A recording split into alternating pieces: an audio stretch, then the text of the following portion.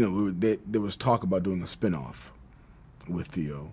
Do you remember a 90s sitcom once hyped as the heir to The Cosby Show, starring none other than Malcolm Jamal Warner, America's beloved Theo Huxtable? Yes, I'm talking about Here and Now 1992-1993.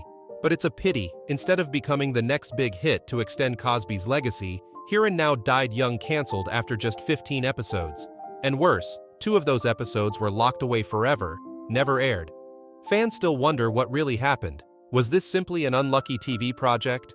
Or was it the product of a whole chain of power struggles and hidden backstage conflicts? Even now, it is only the cast of Here and Now who have begun to speak out, revealing secrets buried for more than 3 decades. And what they reveal will surely leave you shocked. A promising beginning in 1992 after the phenomenal success of The Cosby Show. NBC and Bill Cosby knew they needed a new heir to keep their sitcom crown alive. Their answer was Here and Now, promoted as the next generation of Cosby, the star none other than Malcolm Jamal Warner, America's beloved Theo Huxtable. In Here and Now, Warner played Alexander A.J. James, a grad student in psychology who also worked as a counselor at a Harlem youth center. No longer the innocent kid from The Cosby Show, A.J. was written as cool, smart, and more seasoned. Warner once admitted A.J. had that streetwise edge Theo never had. Even more surprising, Warner wasn't just the lead actor. Cosby promoted him to executive consultant, a position powerful enough to give Warner a voice in production decisions. It was a symbolic passing of the torch, a secret handshake that pushed Warner from actor into the world of behind-the-scenes power. Unlike the typical family sitcoms of the era, Here and Now chose Harlem, a tough, multi-ethnic community, as its setting. From the youth center, the show tackled raw themes: violence, youth identity, love, and friendship in the city. Cosby once declared, "I wanted this to be a sitcom that made people laugh, but also made them think seriously about life." And it wasn't just Warner. Here and Now gathered a cast packed with standout names: S. Epitha Merkerson, later famous for Law and Order as Miss St. Martha, the center's manager; Daryl Chill Mitchell as T, a reformed youth turned role model; Charles Brown as Uncle Sidney, the witty yet respected elevator guard; Rachel Crawford and Jessica Stone, 2 rising young talents. And most remarkable, early appearances by future icons like Lauryn Hill, Omar Epps, and Mostef Yassin Bey before they became music and film legends. Yet just when everything seemed perfectly set to create the next great sitcom legend, the backstage began to shake. Shocking twists behind the scenes. The last-minute recast, a signal of doubt.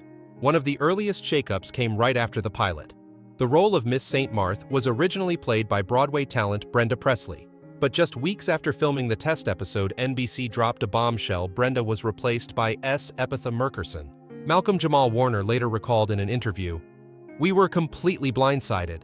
Brenda had been with us from day one. Everyone thought she was locked in, but NBC didn't think her image was convincing enough.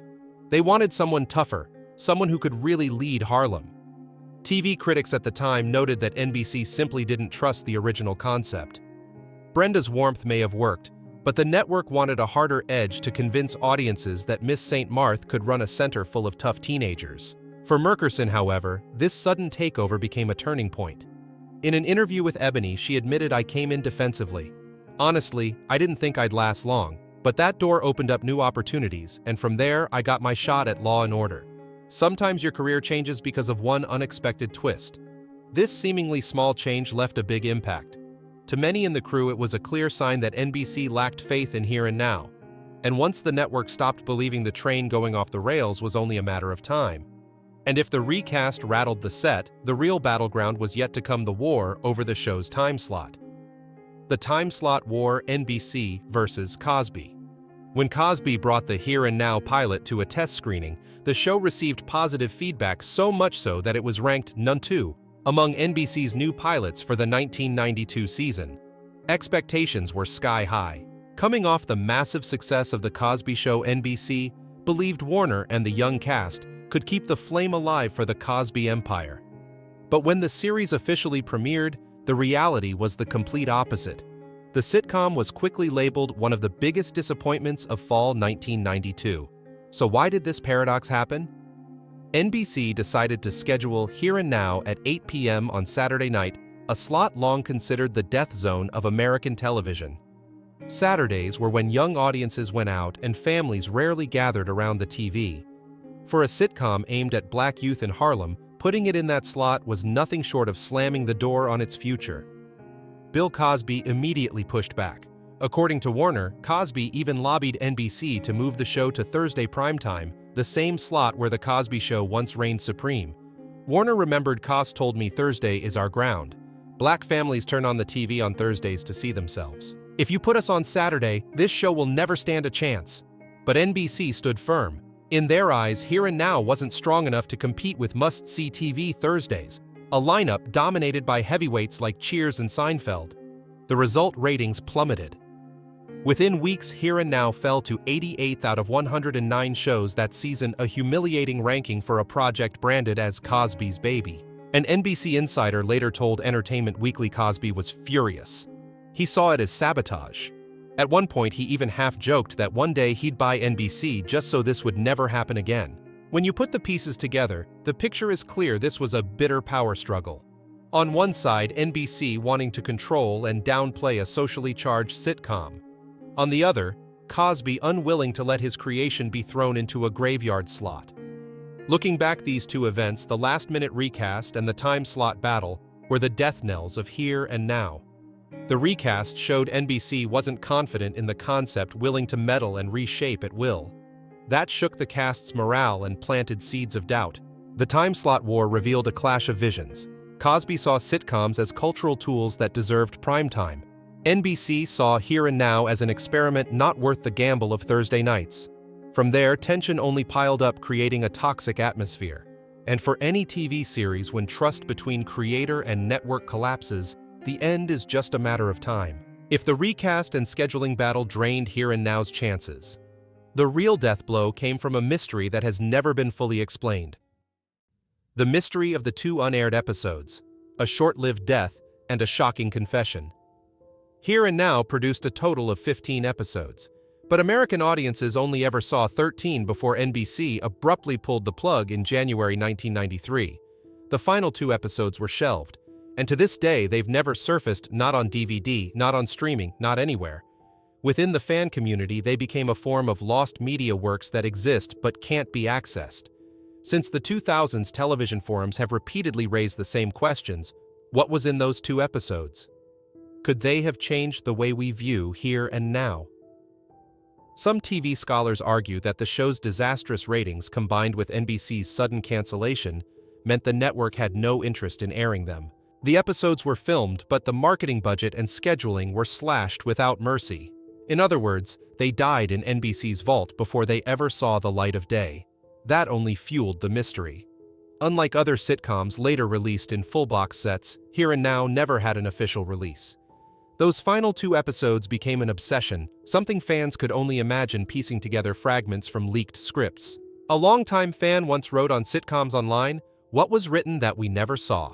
Were they planning a new turning point for AJ? Or were they just filler episodes that got tossed aside? We may never know." That disappearance added another layer of legend to Here and Now, a troubled series now haunted by the ghost of the 2 missing episodes. Disastrous ratings. Like a sitcom squad left behind. One thing was undeniable. Here and Now didn't just fail in the deadly Saturday 8 p.m. slot, it crashed to 88th place out of 109 shows that season. It was one of NBC's worst sitcom flops of the 1990s. This wasn't just a short-lived show, it was a spectacular fall that still echoes today. After all, this was a sitcom in Cosby's tradition, backed by Cosby himself, and yet it couldn't survive. Vanity Fair described it bluntly. A few weeks after the fall season started, Here and Now was bombing big. It limped in at 88 out of 109 regular primetime shows. The contrast made it worse. That same season, Cheers ranked in the top 5 nationally, and Seinfeld was on its meteoric rise. By comparison, Here and Now was the weak child in NBC's golden family. Week by week, the ratings chart was like a dagger through the network's confidence. By the final episodes, viewership had sunk to alarming lows, failing to attract advertisers. In the American TV system, every sitcom survives on advertising. And when the ratings stopped bringing in revenue, NBC's patience ran out. In the end, they chose the cold solution. The short-lived death, NBC's cold-blooded cut. On January 2nd, 1993, NBC officially canceled Here and Now. From its premiere on September 19th, 1992, the sitcom had lasted not even 4 months. The ending came so fast that both fans and cast members were stunned. Even with the backing of sitcom king Bill Cosby, the show couldn't survive. Ratings tanked, NBC lost patience, and in the cold calculus of network television numbers meant everything. Here and Now lost at the starting line. In TV history, many shows have been canceled early, but the death of Here and Now was symbolic. It proved that even a star as powerful as Cosby couldn't save a project that was fatally out of sync with its audience. Bill Cosby's unexpected confession. The biggest shock was not the cancellation itself, but Bill Cosby's own public confession a few years later. In Ebony magazine 1994, Cosby bluntly said canceling it was the right thing. The scripts just weren't good enough. In an industry where creators almost never admit failure, those words hit like a bombshell. It was seen as one of the rare moments when a Hollywood giant openly called out his own product. For Cosby, it was bitter, but it was also the truth. If The Cosby Show succeeded because it balanced family comedy with social values, then Here and Now leaned too heavily on its message. The series tried to reflect Harlem's issues education youth race, but its execution was judged as overly didactic, turning the sitcom into a civic lesson. In the early 1990s, American audiences were craving quirky, offbeat sitcoms like Seinfeld and Roseanne. Meanwhile, Here and Now clung to the community education formula of the 1980s. It was branded outdated the moment it premiered, and Hollywood has no patience for shows out of sync with their time. One Entertainment Weekly critic put it bluntly, "Heavy inner-city problems must on a sitcom be played for laughs." Here and Now turned them into a lecture. Audiences tuned into sitcoms for entertainment. Instead, Here and Now made them feel like they were listening to a teacher preach. The result, viewers walked away. Cosby himself admitted it, and for him, this failure became a bitter lesson. Not every social vision can be squeezed into a 22-minute sitcom. A show burdened by overblown expectations. Bill Cosby was both the king of sitcoms and a cultural icon for Black America. That meant Here and Now carried crushing expectations it was supposed to follow in the footsteps of The Cosby Show. But in reality, Warner as AJ lacked the star power to carry it, the scripts couldn't connect with audiences, and NBC didn't commit to serious marketing. The pressure of being the heir meant every stumble was judged twice as harshly. If the battles with NBC were the surface war, the personal toll on the cast was the deeper, more painful story. Here and Now wasn't just a short-lived sitcom. It became a bruising chapter in each actor's career where opportunity, heartbreak, and unfairness collided. Drama and secrets from the cast. Malcolm Jamal Warner, haunted by Cosby's son, Malcolm Jamal Warner, once America's beloved Theo Huxtable, entered Here and Now under unique circumstances. He was not only the lead actor, but also an executive consultant trusted by Bill Cosby with real production power. Cosby even staged a symbolic ritual, handing Warner a red and blue baton, as if to pass on the mission of leading the new sitcom. But Warner could never escape the fear of being typecast. He once admitted, "I know people still see me only as Cosby's son, but I don't want to spend my whole life trapped as Theo Huxtable." Here and Now should have been his golden chance to prove he had grown up and could carry a show on his own. But when the series collapsed within months, it dragged him back into Theo's shadow for years. After the failure, Warner chose the hard road. He didn't chase big lead roles, but slowly rebuilt his image through smaller, diverse characters. He appeared in Sons of Anarchy, Community, Major Crimes, all 180 degrees different from Theo Huxtable. Only then did people begin to see him differently, no longer the Cosby Kid, but a seasoned artist resilient after his setbacks. Daryl Chill Mitchell, from street flavor to a life-changing tragedy. If Warner carried the burden of escaping typecasting, then Daryl Chill Mitchell was the real street heartbeat of Here and Now, coming from hip-hop. Mitchell had once been a member of the rap group Groove B Chill before turning to acting. In the series, he brought authenticity, humor, and the true Harlem vibe the script needed. Warner once said Chill wasn't acting, he was living it. Every time he stepped on set, the atmosphere completely changed. But tragedy struck beyond the spotlight. In 2001, Mitchell was involved in a horrific motorcycle accident that left him paralyzed from the waist down. From a young actor full of promise, he now had to face working from a wheelchair. Yet instead of giving up, Mitchell became a symbol of resilience. He continued acting in Ed NCIS New Orleans and became an inspiring voice for disabled artists. Even so, whenever asked about his career, Mitchell always mentioned Here and Now as a bittersweet memory, both a cherished beginning and a lingering regret. Epitha Murkerson, a stolen role that changed her life. In the TV industry, last-minute recasts are often seen as a curse, but for Epitha Murkerson, it became a twist of fate. Originally, the role of center manager Miss St. Marthe belonged to Brenda Presley. She had even filmed the pilot, but NBC wasn't satisfied and replaced her with Murkerson. That decision led many to see Murkerson as an unwilling stand-in. Yet that small role in Here and Now opened the door to Law and Order. From there, she became one of the longest-running faces on the series, recognized by millions of viewers. Murkerson later admitted candidly, "If it hadn't been for that last-minute decision, I probably wouldn't have the career I have today." Sometimes being thrown into a replacement role opens an entire path. On the other side, for Brenda Presley, it was a wound that never healed, a career opportunity stolen at the final moment, a tragedy for a talent who never got her chance to shine. Rachel Crawford and Jessica Stone careers buried too soon. Among the younger cast members, Rachel Crawford and Jessica Stone were once seen as promising talents. Here and Now was supposed to be their launchpad. But with the show canceled too soon, both careers were cut short before they could take off. Crawford later only appeared sporadically in a few Canadian TV series, while Stone shifted entirely to Broadway theater and directing. Fans have often remarked, if Here and Now had lasted longer, they might have become familiar faces on American TV in the 90s.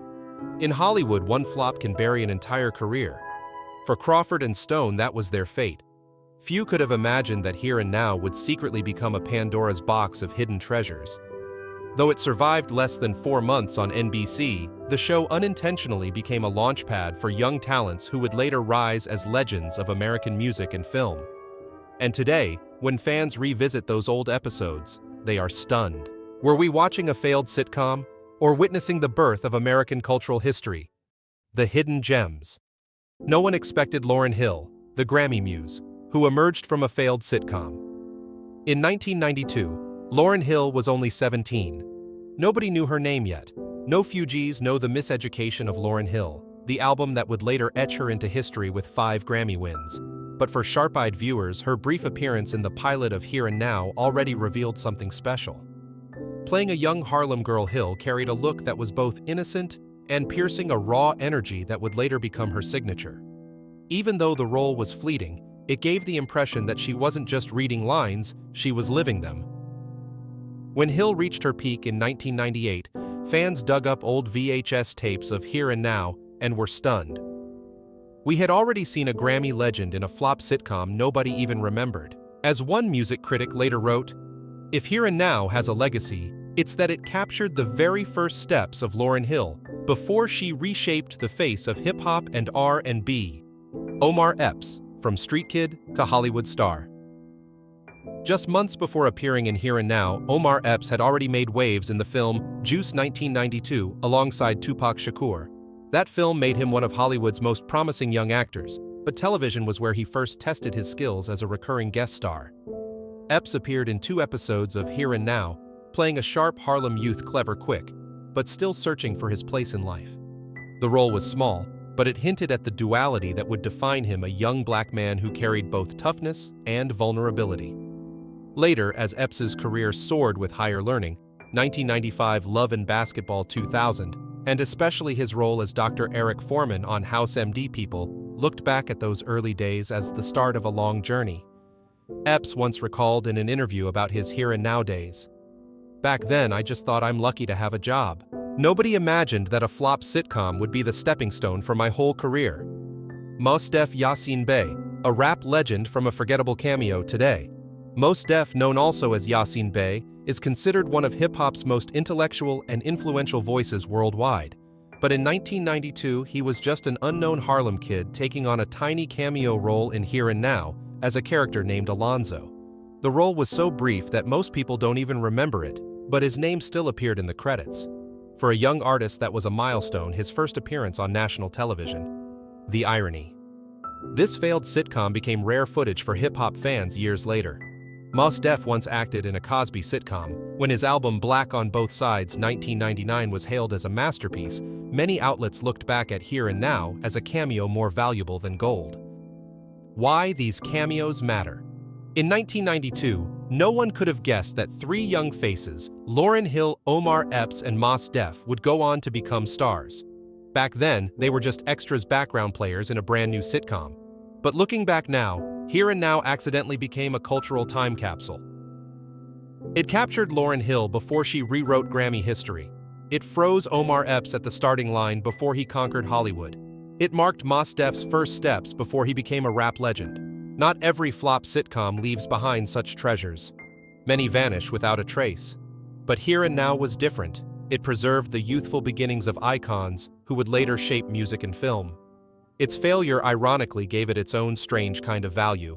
When NBC axed Here and Now in early 1993, both audiences and insiders saw it as a bitter failure. But 3 decades later, we realized the short-lived series never truly disappeared. It left behind a quiet legacy, less flashy, but forever etched into pop culture history. A bold experiment in social storytelling. In the early 90s, most American sitcoms revolved around white middle-class families or light-hearted comedy. Here and Now was different. It dared to set its story in Harlem inside a youth center where tough issues like education, race, and street violence were broadcast into living rooms nationwide. Though its execution was criticized as preachy, the attempt was rare. It showed that sitcoms could reflect society, not just deliver laughs. Today, series like Blackish or Abbott Elementary are praised for blending comedy with social commentary. Here and Now was one of the early building blocks of that experiment. A small but unique chapter in American TV history. Even with only 13 episodes, Here and Now carved out a space of its own. It marked NBC's bold attempt to extend the legacy of The Cosby Show with another black-centered sitcom. It also reflected the cultural shift of the 90s when audiences no longer wanted moral lessons, but demanded sitcoms that were sharper, funnier, and closer to reality. More than that, its so-called failure became a cultural document. Watching it today, you don't just see a failed sitcom, you see a snapshot of Harlem in the early 90s, the rise of hip-hop entering the mainstream, and the humble beginnings of artists who would one day become legends. For Malcolm Jamal Warner, Here and Now was always a milestone. It was where he first stepped out of Theo Huxtable's shadow, took on the lead, and was even handed Cosby's symbolic red and blue baton as a passing of the torch. Even though the show flopped, it was his laboratory for testing what it meant to be an adult artist.